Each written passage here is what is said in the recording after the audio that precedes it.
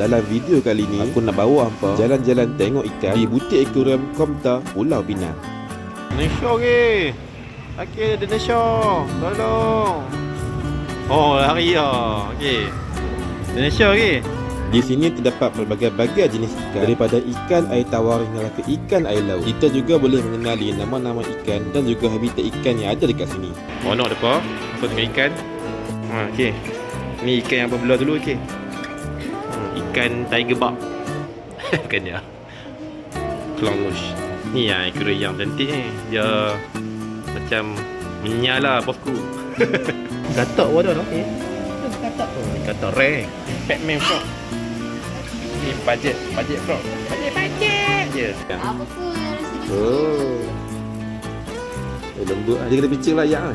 Dia kecil ke air lah. Nah, okey. Lagi pun air Okey. air masin lah. Oh. Biasa. Okey. Takut eh.